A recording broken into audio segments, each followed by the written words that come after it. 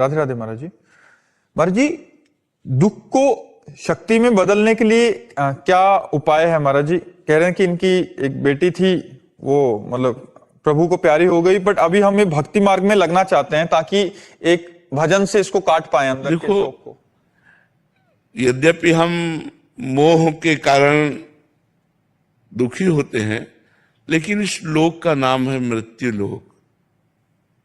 जैसे कसाईवाड़े में जो बंद पशु हैं उनको भी चारा दिया जाता है, तो उनको भूखा नहीं रखा जाता, हरा चारा, बढ़िया चारा दिया जाता है, बढ़िया इंजेक्शन लगाया जाता है कि उनका शरीर स्वस्थ रहे। अब वो पशु समझ रहे हैं हमारी सेवा हो रही, सेवा नहीं हो रही, गड़ासे की तैयारी हो रही। ऐसे हम सबको सुविधाएं दी गई हैं, लेकिन हम काल के कसाईवाड़े में बंद हैं। कभी बीमार देगा, किसी को बीमार देगा, और वो बड़ा निर्दयी है, उसको कभी किसी पर दया नहीं आती कि इसके मरने के बाद इसका क्या होगा, कोई दया नहीं। वो अपना काम, और आज तक कोई काल को मार दिया ऐसा कह नहीं पाया। बोले कैसे मरे? बोले एक्सीडेंट से।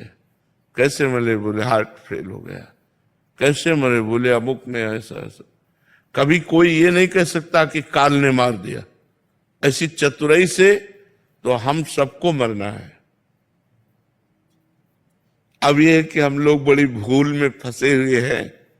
अभी होश में हो जाओ तो कुछ अच्छाई कर सकते हो, अगर होश में नहीं हुए तो बहुत बुराई लेकर के जाओगे, फिर अन्य योनियों में भोगना पड़ेगा। जो हमें ये रोना आता है ना, वो केवल मोह के कारण रोना आता है। जैसे आपने अपनी बेटी मानी ना, तो केवल शरीर तक, इसके बाद अगर वो बेटी आ जाए बात करे ना आपसे, तो आपका मोह नष्ट हो जाएगा। एक बार भागवत की कथा है, राजा चित्रकेतु थे। ऐसा उसमें लिखा हुआ है कि उनके 1 करोड़ रानियां थी। जो ब्याह करते संतान ही नहीं होती तो 1 करोड़ रानियां थी। पहले बहुत वर्षों तक जिया भी जाता था, 10,000 वर्ष ऐसे भी, तो किसी के भी संतान नहीं थी। बहुत व्याकुल थे वो कि इतना बड़ा राज वैभव और इतनी रानियां और एक भी संतान नहीं। तो एक दिन देवर्षि नारद जी और अंगिरा जी उनको समझाने के लिए आए। तो उनका मुझे ज्ञान उपदेश नहीं, पुत्र चाहिए। पुत्र की प्राप्ति की कामना ने इतना व्यथित कर दिया था कि ऐसे सिद्ध महापुरुषों को उन्होंने कहा, मुझे ज्ञान नहीं, भक्ति का उपदेश नहीं, मुझे पुत्र चाहिए। जब बहुत हट किया तो सामर्थ्यशाली महात्मा थे, उन्होंने कहा जाओ पुत्र होगा, पर हर्ष और शोक दोनों प्राप्त होंगे। वो आखिरी बात पर ध्यान नहीं दे पाए। पुत्र होगा इस पर ध्यान दिए, आखिरी बात पर ध्यान नहीं दिए कि हर्ष और शोक दोनों को प्राप्त हो गए। बड़ी रानी कृतद्युति उनका नाम था, वो गर्भवती हो गई। अब तो बड़ा आनंद, समय आने पर पुत्र हुआ, क्या कहना है, खूब मंगल गान, बधाइयां, खूब धन संपत्ति लुटाई गई, बड़ा आनंद। अब तो राजा रोज कृतद्युति के महल में जाते।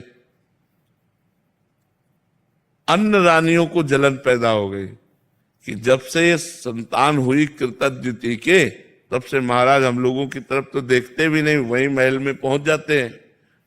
धीरे धीरे विरोध करने वाला पक्ष जोरदार हो गया रानियों का, और कहा हम सबके बीच में कांटा यही लड़का ही तो है। अगर राजकुमार को जहर दे दिया जाए, वो मर जाए, तो महाराज फिर हम लोगों को प्यार करने लगेंगे। काल की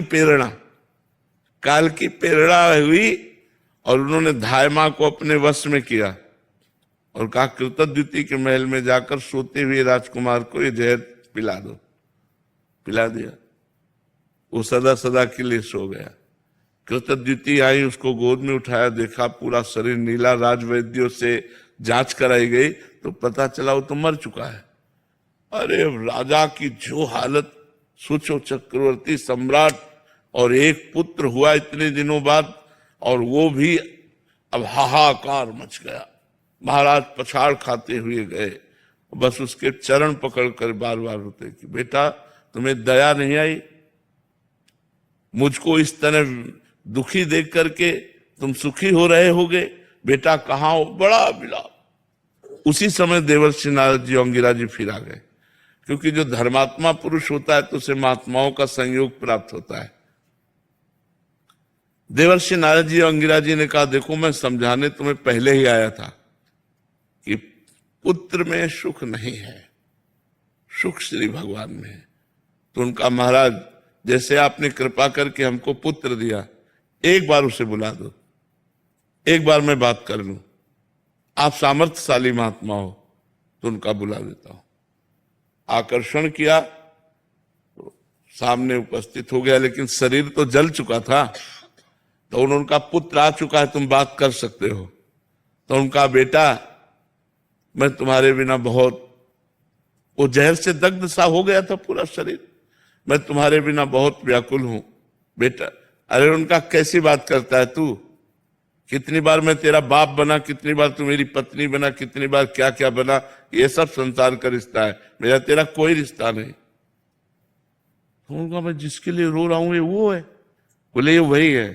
केवल शरीर में आने पर आसक्ति होती है, शरीर से अलग हो जाने पर अगर आप अपनी बेटी वाले जीवात्मा से मिले ना तो अभी दिमाग तुम्हारा ठीक हो जाए। पर अपना लगता है अपनी बेटी, चूंकि शरीर का राग, और वो तभी तक प्यार करती जब तक शरीर में, और शरीर से अलग हुई तो उसका स्वरूप जो होता है वो अलग हो जाता है।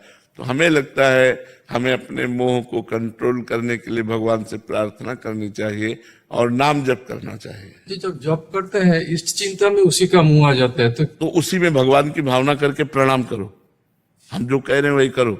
जहां उसका चेहरा सामने आवे तो भगवान को प्रणाम करो कि भगवान सारी सृष्टि के रूप में आप ही हो, तो मेरी बेटी के रूप में भी आप ही तो थे। तो आपको देखो शांति मिलनी प्रारंभ हो जाएगी।